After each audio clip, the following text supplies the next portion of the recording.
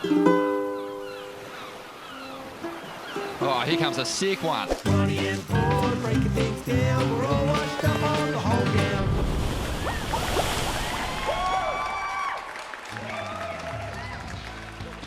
Yes, welcome to another edition of The Hold Down. I'm your host, Ronnie Blakey. My co-host is a veteran surf journalist, a man that's been covering the sport for more than 25 years. There's nothing he doesn't know. It's also my big brother, Vaughan. How are you, mate? Hello, Ron. Good to be on the hold down again, getting held down. That's what I like. Yeah, we are basically churning through the big moments in the sport. We're looking at the big characters, and today we'll be breaking down the life and times of Lord Joel Leslie Parkinson. Oh, the Snorky, the Snorkeller. Snorkeller Parkinson. He's the gold, mate. We love him. We love his style. We love everything that he's achieved. More than that, he just is a damn good bloke. One of the great Australian champions, not just in surfing, but in all sport. I think Parko goes down as one of the great surfers who managed to blend competitive success with keeping that soul completely in check, mate. Never once did Parko put anything before style, and that's why we're celebrating his journey today. He grew up on the sunny coast, but his surf career really took off when he made the move down to the Goldie and surrounded himself with the coolie kids, Mick Fanning, Dean Morrison, Damon Harvey. They pushed themselves and each other to whole new places and became world beaters. That's right, Ron. The Coolie Kids were second generation Coolie Kids, actually, because before the Coolie 7, the Coolie Kids 7 as they were known, there was Michael Peterson, Rabbit Bartholomew and Peter Townend, the original Coolie Kids. Now, those guys changed surfing forever. And by the time the second crew came through, mate, it was all about to go down again. These guys as a collective, Australian surfing had never seen a push like it since those early days of the original Coolie Kids. And let's not forget the absolute animal mongrel tenacity of the Gold Coast. I mean, that place was a hard place to be a kid. If you wanted to get your waves out of Kirra, Snapper, Burleigh, all the points, all the way up the beach, you had to fight tooth and nail for it, and if you put your head up too far, it wasn't unlikely to get a little bang in the chop sometimes for your efforts. But gee whiz, right from the word go, the second they got together, everyone knew there was something magic brewing. Joel had an amazing amateur career, won a couple of junior world titles, but also collected a lot of QS victories before he started getting the big breakthrough results, which brings us to number 5 on our list. 5! Coming in at number 5, Parko takes out the world's best at J-Bay as an 18-year-old wildcard. This is absolutely crazy, Ron, because in Australia, we are lucky enough to have pathways where prodigious talent really get the go on how to win comps early. The junior series in the lead up to the QS and these big events for guys like Parko and Mick was as competitive as any contest in the world. So these guys, by the time they got an opportunity to compete against the world's best, they knew what they were doing, mate. Parko at J-Bay blew everyone's minds. He was up against all the best surfers in the world and he walked away with the win. It was unheard of. But, you know, Joel was just never ever not going to perform at a wave like J-Bay, and he really has gone on to make the wave his own over the years, you know, but that win, it just can't be understated, and it really did set up basically a platform for Joel to build the rest of his career upon. It was a man's world, the championship tour back then though. You think about the names, Mark Occhilupo, Sonny Garcia, Rob Machado, Shane Dorian, Luke Egan, these were all Joel's heroes, and he really thought he had no chance. So basically at the start of every heat, he put himself way deeper, tried to stay out of the full-time campaigners' way and give them a bit of breathing room. It ended up giving him the keys to success. He was so deep on the point that he was surfing an extra 100 yards to the competitors and racking up points along the way. And that's kind of a game plan he's stuck by throughout his career at J-Bay. And when you look at the vision, it's classic, just looking back at just how rangy Joel was, so lanky at that time. He's all nose. There's nothing to him except arms and nose. There was something special though when he connected with J-Bay. It was something that not just the surf fans picked up on, but something I think that the judges couldn't ignore either. There was a flow to his surfing, but then it also had just these explosive exclamation points down the point that just fetched in big numbers right through the comp. I think, you know, one of my favourite things to watch in the world is Parko at J-Bay, especially 6 to 8 foot J-Bay when it's down the line, a really pure swell, and you just see him hit that middle section of the reef before supers and just start unleashing those turns that really only Parko can do. The way that his body moves, the way he's able to extend through a turn. I mean, you look at him as he comes off the top, his whole body is almost completely, parallel to the base of the wave. He really lets it hang out, and the way he can draw a rail through all the way back in and then reconnect off the bottom and then find the super set, mate, it's just the best surfing you can watch. Just beautiful, beautiful surfing from Joel, and it was there right from the word go with that winner, J-Bay in 99. Beautiful. That's just one moment in the life of Joel Parkinson, and there is so many more to break down. Stay with us. More to come here on The Hold Down. We're all washed up on the whole down. Welcome back to The Hold Down. Today we're looking at Joel Parkinson's amazing career. So many fantastic highlights, but this next one, it's not really a moment, but just a contribution. Here's our number 4. 4! And that contribution is the gift of style. Joel Parkinson, a style like no other. Man, in surfing, Ron, performance is one thing, style is another. And to really be able to encapsulate, the love and the feeling of pure stoke from everyone, you've got to have style. And it's not something that can be taught. He is the ultimate style lord. And I think out of Australia, one of the best we've ever seen. Yeah, incredible style, and it was in the DNA. It flowed through his whole family. His uncle Daryl Parkinson, great point break style up on the Gold Coast. But Joel just had something special from the very early stages. You could see it. When you see the grommet footage, it's just amazing to see how classic his lines are. But still, even with the classic lines, always had that flair and was able to throw big airs, drift that tail, and I think it was just the perfect blend of style and just explosive raw power. You used to hear this as almost a criticism that Parko's surfing was just too smooth for the judges to really understand. It was just something going on there that they couldn't quite tap into. And I think it almost is fair that he was so sputtery that sometimes you couldn't see what he was doing. Other times, there were waves like the first air reverse in the old surf film Bicycle, if you've been lucky enough to catch that, where he basically did one of the biggest aerials ever seen. And so he had that capability to completely blow your mind with something off the wall. Very true, Vorno, and you know what? Let's get away from the surfing for a moment, because Joel's had some magic moments, some pivotal moments in his career that aren't necessarily about the surfing. And that brings us to number 3. The ultimate show of sportsmanship. 2009, Joel Parkinson, he's on a world title tear. He starts the year off in fine form, easily the most dominant surfer in the mix, and it seems like finally, after 3 runner-ups to the world title, destiny's going to be fulfilled and Joel's going to become world champ. Oh man, everyone in the entire world wanted it. It wasn't just an Australian thing. I mean, people were just so on his wagon. We wanted to see Parko, the greatest surfer to have never won a world title, finally get there. Halfway through the season, on a photo trip with his sponsor, attempts just a nothing air reverse and suffers a really nasty high ankle sprain, and things went pear-shaped from there. They went pear-shaped, and he knew straight away, I think, as soon as he got the word that the ankle was no good, his entire mindset and energy changed. And so he started thinking, how am I going to get through this and get to this world title? Because his lead was incredible. Like, it just looked like no one could pull him back. And I think in his head he was like, okay, I just got to keep going here. I just got to keep going. It'll come good by the end of the season. But it was worse than he thought. And he probably should have taken some events off, and it ended up opening the door for his greatest rival. Oh, unbelievable stuff. You know what? He actually rang this bloke, Mick Fanning is the guy we're talking about, and said, what should I do? I've got this lead. Knowing Mick had suffered some injuries in the past, he rang Mick and said, what should I do? I've got this lead. He said, mate, you can't sit on the sidelines and watch your world title lead just get whittled away. You may as well just try and get through some heats. What if it's barreling? You might just be able to kind of stand there and do nothing and get piped and spat out some tubes and still get yourself some okay results. So I think it was pretty wise advice, but by ringing Mick, suddenly Mick went, hang on a second, I'm not too far behind here.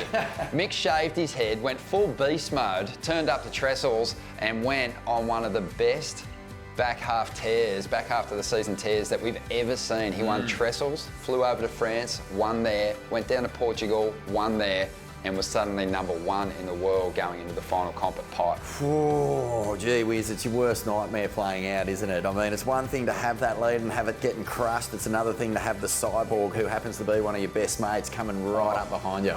The media built this one up big time. Best friends go to war in the showdown at Pipeline. There was 2 camps. You were either going for Mick, you were going for Parko, but it just felt like the momentum was with Fanning, and that was certainly the case at Pipe. Joel fell out of the mix early. Mick was out there in the lineup. The celebrations began, and Parko, the emotion got the better of him when he got back to the beach, understandably, and he was caught on vision actually throwing punches into the back brick wall at the Billabong house. It was devastating footage. It was devastating, but this is where the measure of the man stands up, because guess who the first person was on the beach down there to congratulate? His best mate. And he had maybe half an hour to process the loss. That world title slipping through his fingers for the 4th time, and he had to get down to the water's edge after laying into the brick wall and meet Mick Fanning on the water's edge and chaired Mick to the podium. Even though it was kind of Mick's moment and Mick's day, I look back on that as one of Joel's finest moments as a sportsman. It just says a lot about Parko as a bloke. He's always been a fantastic family man. He's taken his fam on tour. He's done all of that stuff. This was just what it really came down to for him, and that was friendship. A painful moment for him, but he does have some big highlights to come here on The Hold Down. We're breaking down the life and times of Joel Parkinson. We're all washed up on the whole down. Welcome back to The Hold Down. We're having a look at some of the big moments in Joel Parkinson's career, and this is another one. It's going to be a lot of fun to have a look at these incredible images. This is our number 2. Best Snapper Rocks barrel ever, maybe the best barrel ever recorded on the Gold Coast. Joel Parkinson on the Gold Coast, the first event of the year, has a real poor result in the event, but makes good on it with an unbelievable tube behind the rock. If you look at this in the context of Joel's career, it just comes at a beautiful time, because Joel has been on tour for so long. He's always been in the top 5 conversation. In more recent years, he's been cruising, getting good results here and there, but just not in that world title convo like we want him to be and expect him to be.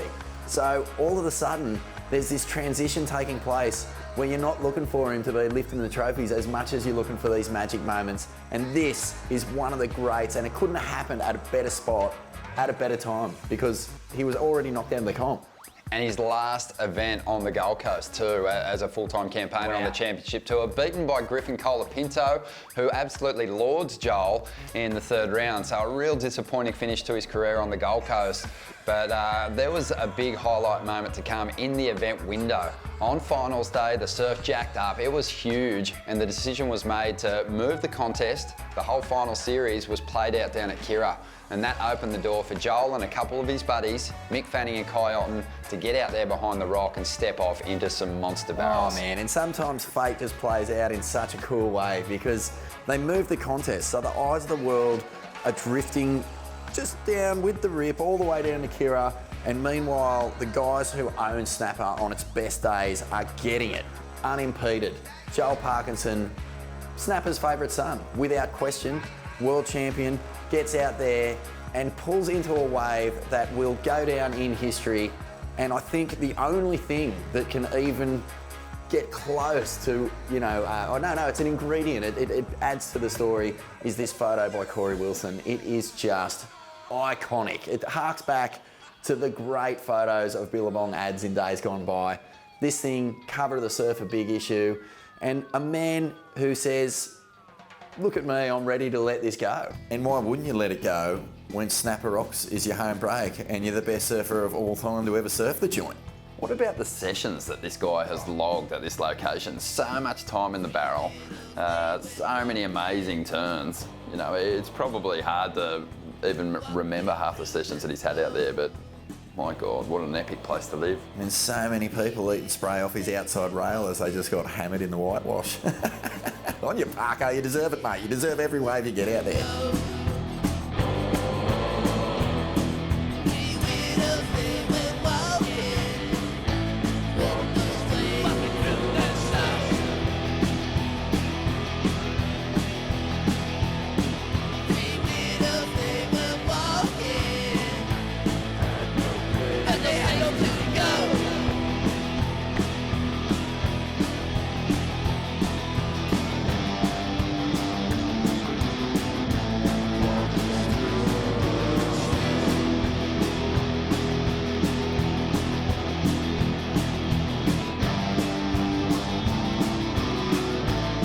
lasting image in our minds, and I'm sure in Joel's as well. A very special moment for him there at Snapper Rocks. Still one more big moment to come here on the Hold Down. Stay with us. We're all washed up on the hold down. Well, today on the Hold Down, we are paying homage to one of the sport's greats, Joel Parkinson, having a look at the best moments of his career, and we've arrived at that point in the show, Vaughan, here on the Hold Down, where we're going to discover what's sitting at number 1. Parko's perfect day.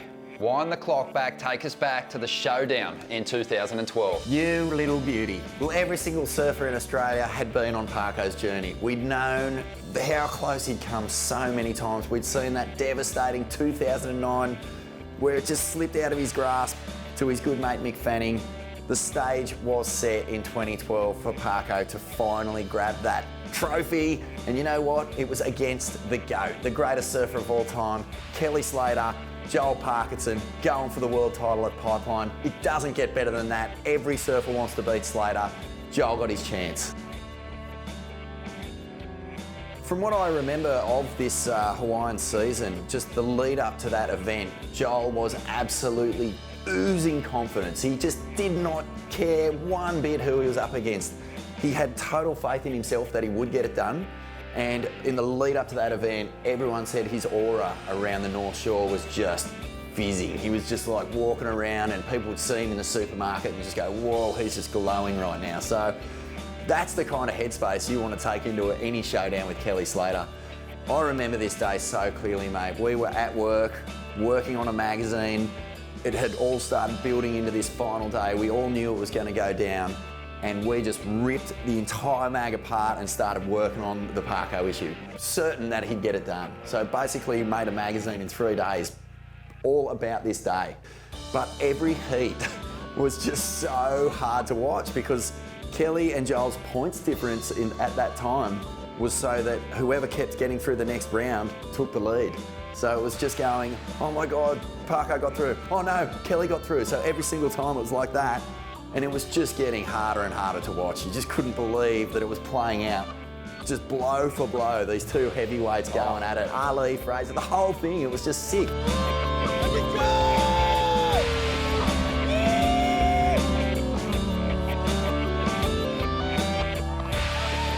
Took the Pipe Master, took the world title. The image that says it all is the Duncan McFarlane classic. Hands in the air, you know, from the water, looking back towards the beach. It's dead set making me want to cry. It's like, let it go. Let him out. I want to cry, eh? We got tissues in here somewhere, surely. We've got so much stuff on this there. Surely we've got some tissues. Everyone just was riding every wave with him, and to see that champion of Australian surfing, that hero of style, that guy who put friendship above everything else, finally the good guy won on the day and he took down the GOAT. And if you're going to win a world title, beat Kelly Slater. That's the way to do it. That's when it feels the goods. And I love you too, Kelly, but we love beating you, mate. And he did it in style, came back to the Goldie and to Australia, an absolute surfing icon and a hero. Mate, thank you so much for those memories. Thank you for a wonderful career. It has been a joy to be a part of. It sure has, Warno, and a special treat for everyone. We know that earlier in the season, 2018, Joel Parkinson announced his retirement. Here is a special tribute to the 2012 World Champion. Joel Parkinson, I'm 18 years old and I live in Coolangatta in Australia, where it's right on top of Kira.